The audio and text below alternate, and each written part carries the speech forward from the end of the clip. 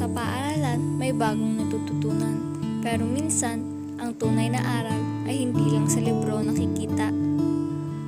Pre, grabe ang mga theories about evolution ngayon, no? Oo ba? May positive and negative impact sa atin ngayon, no? Oo nga ba, kasama na nga rin sa pag-improve ng ano natin, di ba? Evolution, tas nag-improve yung industry natin, no? Oo. Oh, pre, tignan mo. Ang dami ng high-tech na kagamitan ngayon para sa papabilis yung trabaho nila. Oh, mas makakatulong sa atin to, no? naman. Tara, pasok na, pre. Tara.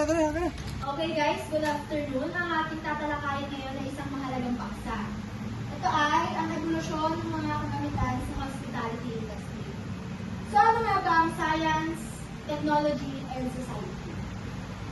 Meron bang gusto magbasa? Okay, Ms. Resabal, ikaw na. Ang STS or Science, Technology and Society ay isang asignatura o larahan ng pag-aaral na tumatalakay sa ugnayan ng agham, teknolohiya at lipunan. Layunin nitong ipakita kung paano nakakaapekto ang siyensya at teknolohiya sa pamumuhay ng tao at kung paano rin naapektuhan ng lipunan ang direksyon ng mga ito. So ang science, technology, at society, ang science ay tumutukoy sa sistematikong pag-aaral ng kalikasan at mga fenomenong nagaganap sa ating paligid.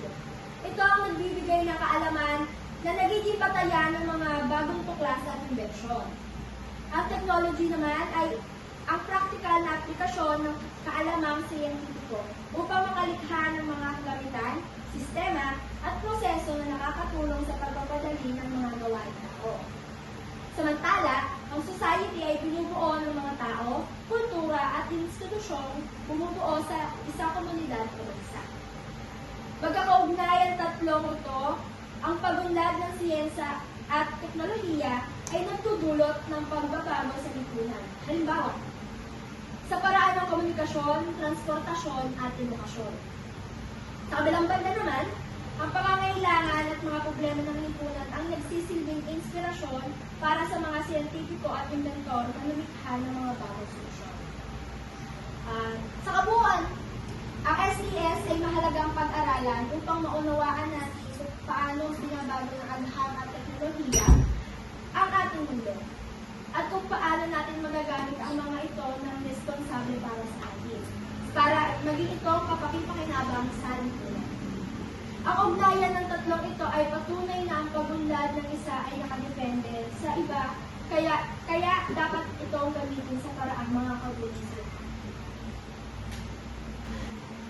So noon, manual at tradisyonal. Manual na resibo, simpleng talaan, handwritten, booking logs, ulingan, manual na gilingan, tradisyonal na luparan.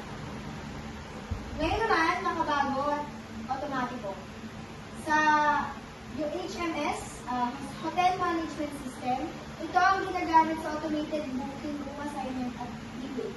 POS system or POS system, point of sale, ginagamit sa mga restaurant para sa digital ordering at payment.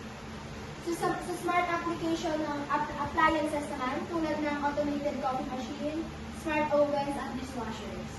Online platforms gaya ng Airbnb, Agoda, Booking.com, kung saan kaya nating mag-book gamit lang ang cellphone.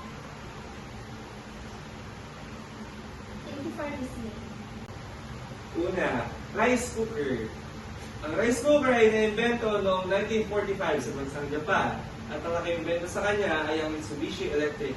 Ngunit, unang commercial na nagtagumpay na bersyon ay inilabas ng Toshiba noong 1955. Ang magandang epekto ng rice cooker sa lipunan ay napapadali nito yung pagluluto ng kanin, pagtipid ng oras sa saing. Tapos automatic siyang mamatay kapag naluluto na. Mas ligtas siya kaysa sa tradisyonal na pagsasaing kasi walang apoy na ginagamit kapag ginagamit yung rice cooker. At last ay mas magiging busy yung pagsasaing mo. Makabawasan ka ng isipin mo kung masusunod pa yung sinaing mo. And syempre,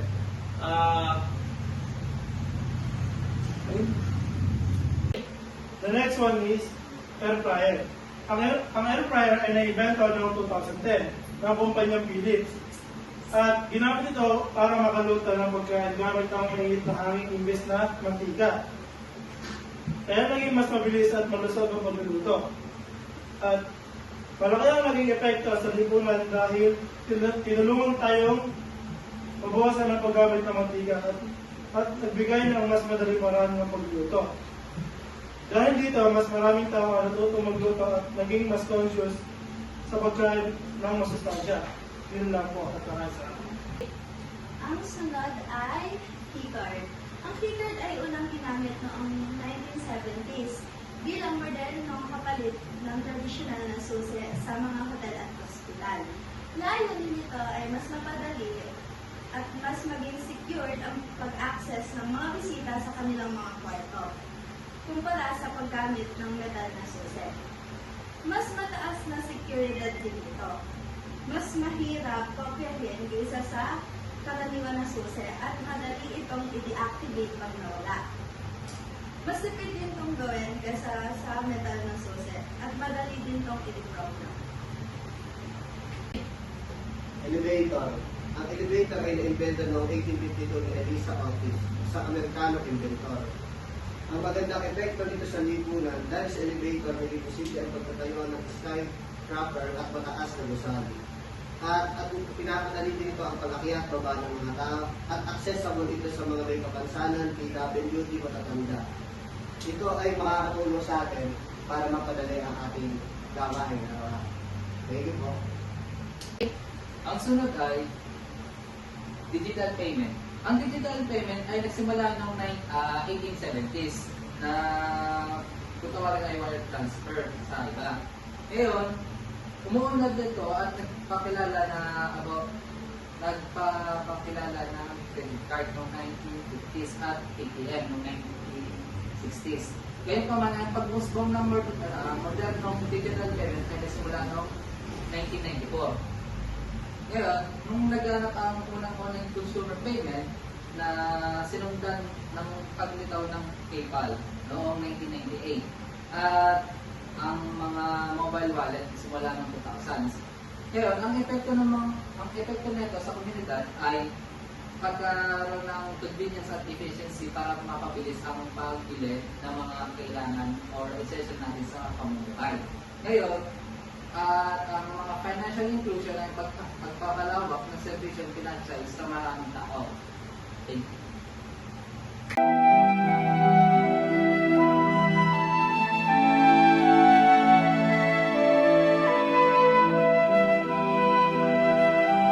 Ang printing press ay naimbento ni Johannes Gutenberg noong 1440. Ito ay ginamit upang mapabilis na makapag-imprenta ng mga libro at pahayagan. Dahil dito, mas mabilis na kumalat ang kaalaman at impormasyon. Gayunpaman, mahal itong gawin noong una at minsan ay nakakapagpalaganap din ito ng maling balita.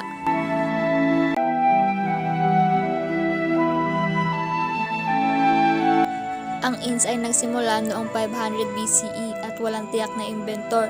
Ito ay nagsilbing tuluyan o pahingahan ng mga manlalakbay. Nagbigay ito ng pagkain, tirahan at kaligtasan sa mga naglalakbay. Ngunit may ilang inks na hindi malinis o ligtas at may kakulangan sa ginhawa para sa mga bisita.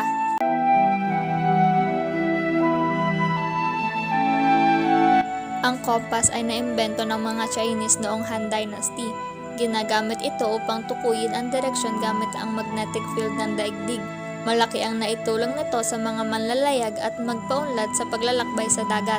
Subalit maaari itong maapektuhan ng mga metal at hindi gaanong tumpak malapit sa mga magnetic poles.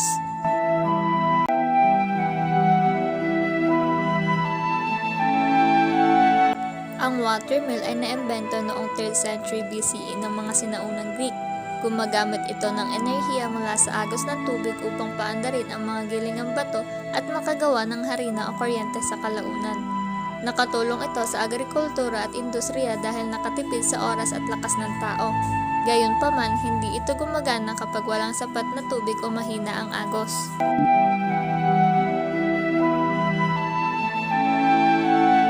Ang hourglass ay naimbento sa Europa noong 8th century. Ginagamit ito upang sukatin ang oras gamit ang buhangin na dumadaloy sa loob ng salamin. Madali itong gamitin at hindi nangangailangan ng kuryente. Ngunit limitado lamang ang nasusukat nitong oras at kailangan pa ulit-ulit na baliktarin upang gumana. Ay, magandang araw, class. So ngayon, magde-debate tayo. Ngayon ay pag-uusapan natin ang isang napakahalagang tanong. Is technological innovation always beneficial in the hospitality industry? So, para sa Group A, ang topic niyo ay laging kapaki-pakinabang ang teknolohiya. Sa Group B naman, ay may hangganan ang benepisyo. Okay. Simulan na natin. Sa panahon ngayon, efficiency ang susi sa tulong ng hospitality system kaya i-automate ang booking, bidding at room assignment.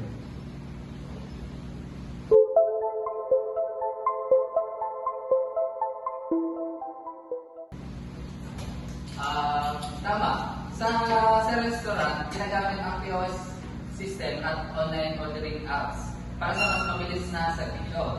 Ngayon, at sa mga hotels, may mga keyless entry ginagamit ang cellphone.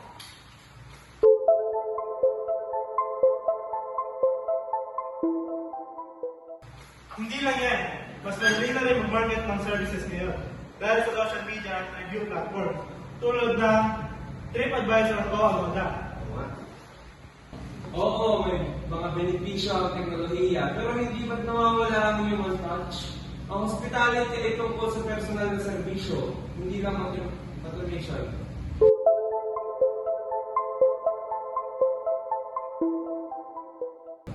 Dagdag pa dyan, marami kawawalan ng trabaho. Bakit ba tayo mag-hire ng receptionist kung may AI chatbot na?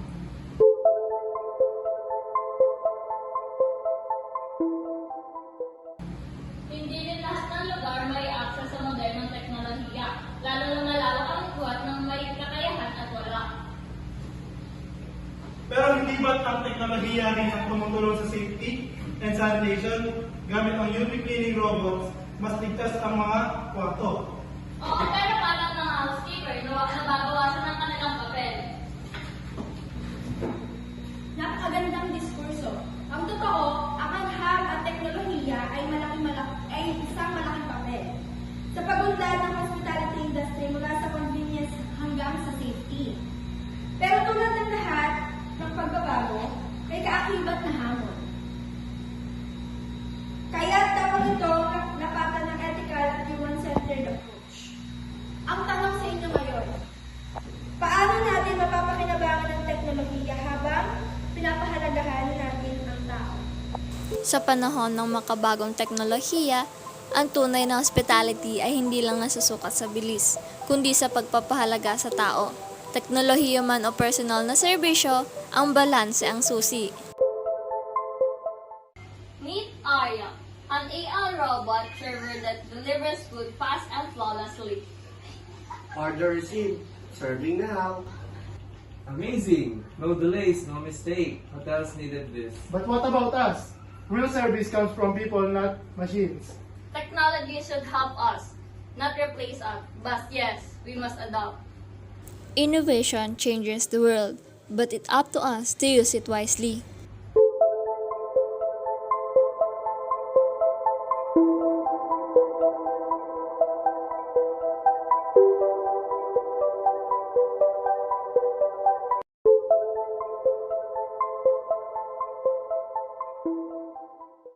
Taong 2050, sa gitna ng isang tahimik na usapan, nagsimulang mangarap ang magkakaibigan. Isipin ninyo, pagpasok niyo sa hotel, may holographic concierge. Welcome guest. Your room is ready. O kaya automated travel pods na naghahatid sa'yo mula airport hanggang kwarto. Walang driver, pre.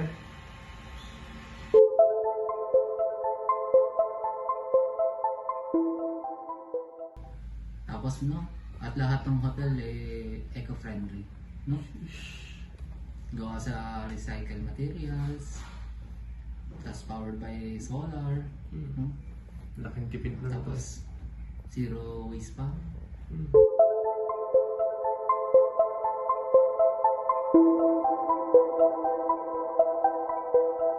Sa hinaharap, hindi lang basta makabago ang hospitality. Ito'y matalino, malinis at makatao. Malaki ang ambag ng hospitality industry sa nation building. Nakakatulong ito sa ekonomiya sa pamamagitan ng pagbibigay ng trabaho at pag-akit ng mga turista. Tinutulungan din ito ng pamahalaan sa pamamagitan ng mga programa sa turismo at pagsasanay para sa mga manggagawa. Sa ganitong paraan, mas napapaganda at napapalago ang ating bansa. Ang mga pagbabago sa agham at teknolohiya ay hindi lang para sa progreso ng industriya, kundi para sa pag-unlad ng bansa. Ang tunay na layunin ng science, technology at society ay hindi lamang sa paggamit o pag-imbento ng mga bago, kundi ang paggamit ito para sa kabutihan ng tao at para sa bayan. Thank you.